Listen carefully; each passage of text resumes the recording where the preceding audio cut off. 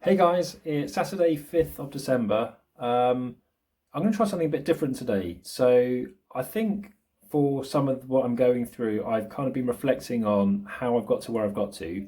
And that sort of led into the question of, what motivates us? There's so many people that do the Couch to 5K, 10K events, half marathon events, marathon, ultra marathon, triathlon events, long cycle rides. And so many people that I know have done these sorts of things before, but I never have.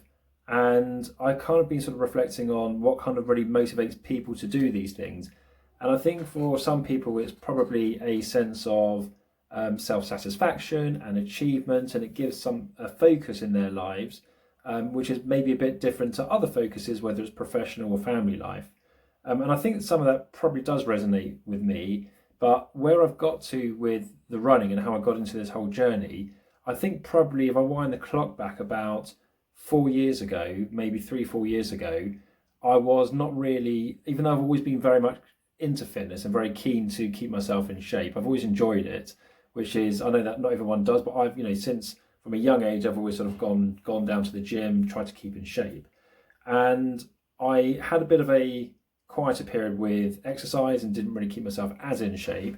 And then work got incredibly busy. I was dealing with two quite full-on cases. It was demanding a huge amount of time and long hours and time away from my wife and from my kids, and was incredibly stressful. So I work as a property litigation solicitor in a central London law firm called Memory Crystal, and fantastic place to be. But the work is demanding. It's a high pressurized job with expectations to meet clients' demands for a particular kind of demanding client base.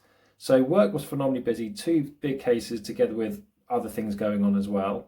And around that time, I was finding that I was sort of mentally wasn't kind of in the best frame of mind, and I needed something. I was craving something to try to get myself out of that. That kind of coincided with issues also happening with my dad, which were in its infancy. We believed at the time was down to his poorly managed diabetes. So my dad's a type 2 diabetic, and we tried very hard to monitor that and manage that because he was becoming less able to do so.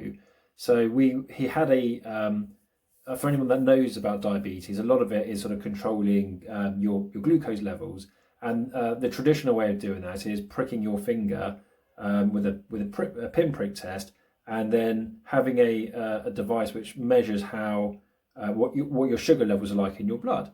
And for a lot of people, that's absolutely fine and they can do it. But my dad stopped doing it because he started complaining that his fingers were sore. So we bought a device which was attached to his arm called Dexcom. And what that did was that if it reached a certain level, it would beep and it would then trigger an activation on my brother's phone and my phone. But we were finding that we were being woken up at sort of the early hours of the morning when my dad might have been snacking quite late at night, and then it would wake us up and we'd have to call him to make sure that he's feeling okay. So that was sort of, that at the time was also at the same time as the busy period with work. So I needed something for my own sanity, really. So I thought the best way to do this, I had a gym which was about a stone throw away from where the office is, and I got very, very much into skipping. I taught myself to skip, but proper skipping, through a YouTube page, or two YouTube channels, but one of them in particular, which is Rush Athletics. If you want to take up skipping or you're interested in some form of high intensity cardio, I would encourage you to check it out. He also has a load of merchandise which also can be bought from the company's website. So I started getting into skipping, and the principal reason for that is I was looking for something quite short, 20-30 minute, high intensity interval training, in and out of the gym, back at my desk within 45 minutes to an hour, no more than that. I didn't have the time for anything more than that. And what I found was that there was a parallel with the amount of exercise that I was doing and how good I was feeling meant that I felt I was able to cope much more with my work and with my dad's situation, and it kind of clears your mind. And instead of feeling sort of knotted and stressed in your head, it just helps sort of clear things for me. So it makes me think much more rationally. So I think some people, everyone's got their own stories, and some people like going to the gym because they like having good physique. I went to the gym and started taking exercise back up again because I found a way of coping. It's a coping mechanism, as well as maybe being a bit of escapism. It's your own dedicated time where you're not going to get disturbed. Wind forward a little bit, skipping's going well, the training's going well, and I felt like I wanted to do something else. So I signed myself up for a triathlon, which has obviously been cancelled because of COVID. But I've always kind of admired the fact that people have had an event, something to go to train towards. So I quite like the idea of then combine the training with like a sense of purpose for it. So that's why I signed up for the triathlon.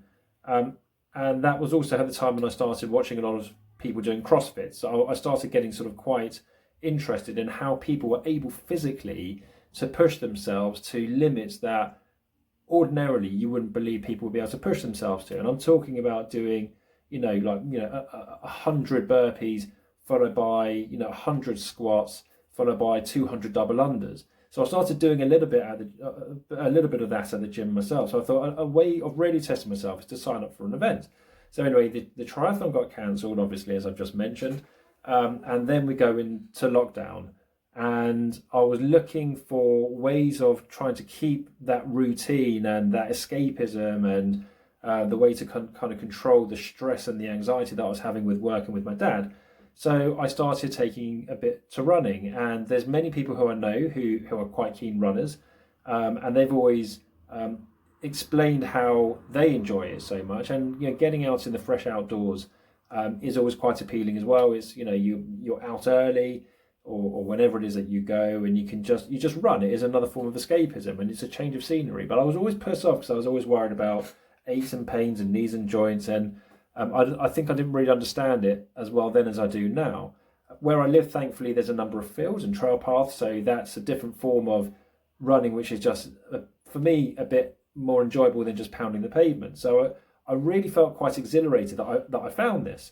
And then, I don't know why, but I started thinking again about how you can push yourself, going back to the CrossFit example. So I started thinking, well, what can I do? I want to do an event where I push myself, where I really, really test myself. I'm not downplaying anybody who does anything like a half marathon, even a 10K, or even people who find it very difficult with exercise to get off the sofa from doing couch to 5K. Everyone's got their own abilities and their own objectives and what they feel that they can and can't achieve.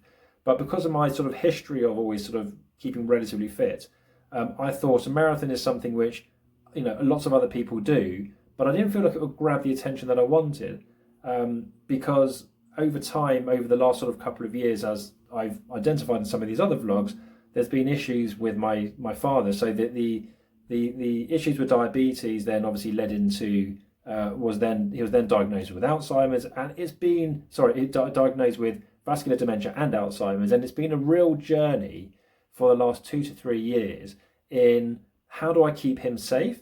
How do I keep him happy? How do I keep him active, socially active, mentally active? How do I avoid the risks of him, things like having a fall or going wandering, or managing his financial situation or his eating habits? And it's been hard. It's been really, really hard. So I wanted to combine an event, a big event, something which is going to, as I say, grab somebody's attention, really for the sole purpose to try to encourage people to donate a little bit more, or maybe if they don't really donate that much, or maybe they do for some charities, maybe to think about donating for Alzheimer's Research UK. It's obviously very close to my heart. I know that there's many other people who have gone through their own issues and have other charities who they like to give to, but for me, Alzheimer's Research UK really struck a chord. I think they are really trying hard to find a cure for this absolutely terrible disease. And if people donate, there's more money that could be available for research. There's more money that can be invested into it. And if that happens, one day they will find a cure. They reckon the scientists, and from what I've read on their website, they believe they're about 5 or 6 years away.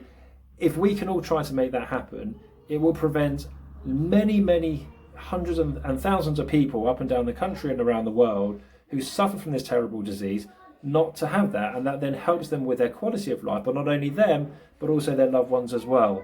So if you haven't done so already, please can you donate? It would mean a huge, every single penny counts. I don't, if it's, I don't want people to feel embarrassed about, amounts that they give. Every single penny counts. So if people could please dig deep, give something to the charity. The Just Giving page, as you know, it's justgiving.com/fundraising/ easier said than run 123. I'm going to log off now. I've got a number of things to do, as I'm sure you do. Thank you so much for watching. Thank you so much for tuning in. I hope everybody is well. We all are sort of on a bit of a, looking forward to Christmas, where we can start seeing loved ones again. So I hope everyone's sort of feeling good in themselves. And yes, thank you so much again for your support. It really means a lot. Have a fantastic weekend and next week, everybody. And I'll tune in. I'll speak to you guys soon. Thanks very much now. Bye-bye.